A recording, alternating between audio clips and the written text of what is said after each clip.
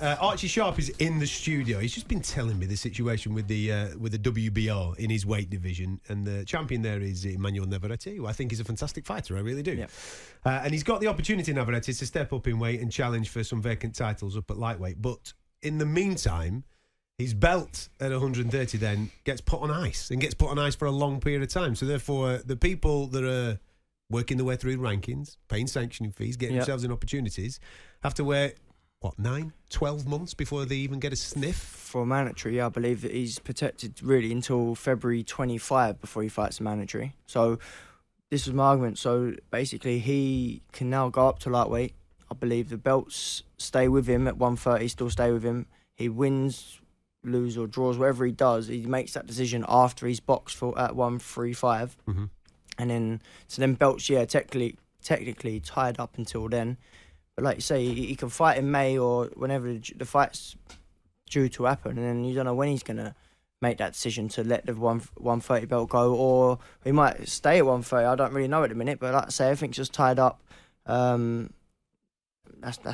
coming from the WBO themselves. So when are you looking to make a decision regarding promoter? Because listening to the whole story here, it feels like to me that you need someone obviously championing your cause, someone that's obviously making the shows in order to get you on a show in a fight of which can showcase your talents, which then can make you attractive to those types of fighters in order to make the big fight that you want. Yeah, exactly that. We need a big, like I say, a big so stage over it. When are you looking to get that done? ASAP. I know Roy Jones is on my case. He's out in America.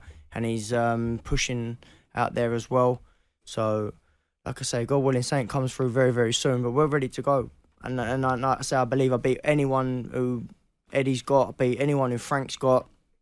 And I do believe I am the best super featherweight in the country. So whatever promoter does get behind me, whether it's over here or if we just go straight to the States, we'll go straight out there. There's some good fights out there as well. So it would be nice if a UK promoter, we go with the UK. We've got a big UK support. We've got a great support with everyone, even though we've been out the ring for a little while. And like I say, we had COVID, and then the situation with the promoter side, with Pro Bellum and things like that. So it's been a good 4 years, and everyone's still stuck by me, and they're all itching to get back out. The Archie Sharp Army's ready to go.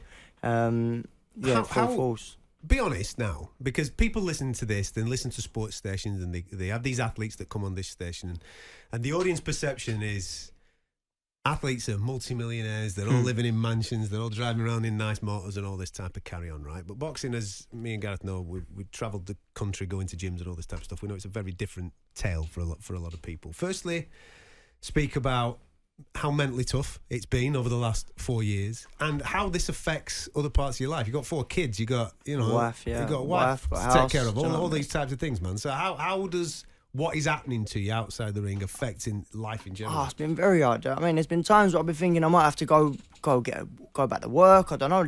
But I've been very grateful and very thankful to support to sponsors and things like that. They've kind of kept me going, kept me in the gym because, like you say, mentally I sit there and think, oh, really? Is this for me? Do you know what I mean? Is this what I'm supposed to be doing?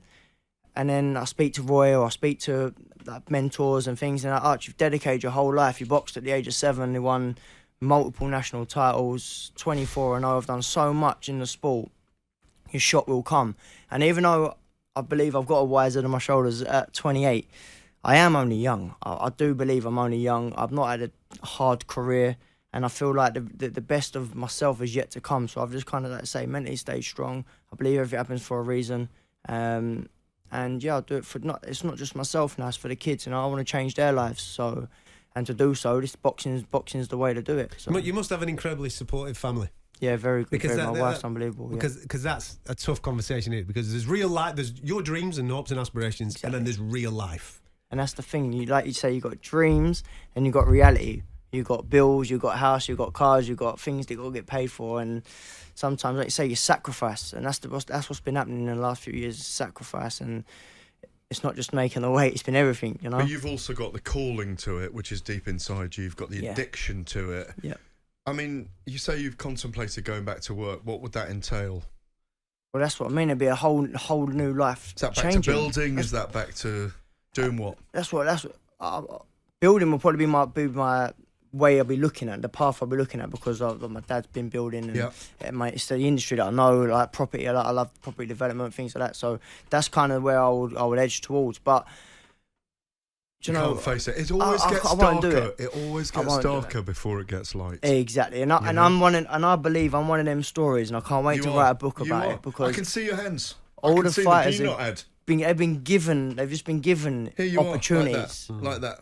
And I feel like I was on the rise, and then we've had, like you say, COVID come and a few other things, and then it just never happened, but it will happen, and then that's what, you know what I mean, you've got to go through these things. Your frustration is so tangible in the studio tonight, isn't it? Yeah. That frustration. Listen, I feel it, because he's a young guy. Take it, make a rock out of it, and when you bring it. That'd be worth it, hopefully. Exactly. Getting a few texts here, wanting to ask you a few questions here. This is actually, I think, just outside your weight category, but he is a talented fighter, so I'll ask you anyway. Can I ask Archie how good he thinks Andy Cruz is? Andy Cruz is in action tonight, actually, on the Edgar Berlanga undercard there. How good do you think he is, and do you think anybody can beat him? Yeah, I think he's beatable. I think all fighters are beatable.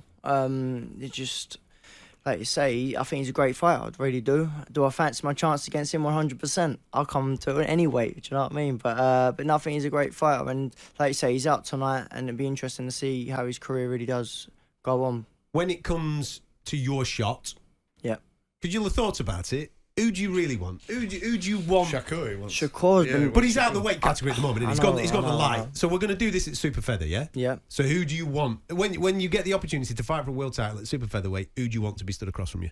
It's got to be the Navarrete fight. I think it's got to be Navarrete. Why? Just because it'd be a great fight, because he's non-stop. From the first bell to the last bell, he's non-stop. So I know how disciplined I'd have to be, and I believe it's a fight that brings the best of Archie Sharp. Because all fighters have said over the years, even since being a dear little young boy in the ring, sit on Archie's chest, put the pressure on him, dude, and that's all I've been used to. And I feel like you'll see the best of myself when someone like him comes charging out. And we've seen that Wilson caught him and put him over with a good left hook, and I know. And look, we see what happened with Deco. We caught him with a good left hook, so it can definitely happen. Can I throw a different thing? Go ahead. I was just going to say, is Navarrete the best in the division for you? I think he's the biggest. I think he's the best name. I think. Look, Joe Cordina's a great champion. I've done many rounds with Joe, and he's done very, very well. It'd be interesting to see if he stays at 130 though, because I know he's been very pushing tight for the weight. But if he stays at 130, then of course, look, like I say, we know each other on a personal basis, but it's business at the end of the day. So if the fight's there and the money's right and the platform, Saudi, you know what I mean, there's any fights. Can I ask you, it's been thrown at us, can I ask you what you think of Tank Davis against Conor Benn, how that would have played out? My honest opinion? Yeah. Oh, man, I don't see, when I say anyone's beatable, yeah, I do believe that, but Gervonta Davis is saying, I think he's special. And I think that it's a great fight. So even at 135 to 147, I think he carries the power. I really do. Conor Benn's a great fighter, great champion, but I mean, like, he's a great fighter, but yeah, I think that's a step over his limit, to be honest with you. That's my personal opinion. Yeah. I think the man punches too hard, and I think if they do meet in the middle, there's only going to be one person walking through him, and that's Gervonta Davis. Can we throw you another one? Devin Haney and Ryan Garcia coming up. It's a very interesting one. I was never a fan of Devin Haney, to be fair. I was never a fan of him, but I do believe he's come on. Correct. I think he's definitely come on, and especially after the last fight with Prograde, I think he beats Garcia. It's good matchmaking in my view. Great. I think it's a great fight. It's great for boxing. It's brilliant. Yeah. It's great matchmaking for Devin Haney, I'll say. Yes, because Garcia is a big name. Everyone's talking about him, and I think this is a fight that I think it could stop Garcia. Listen, man, it's been great to see you.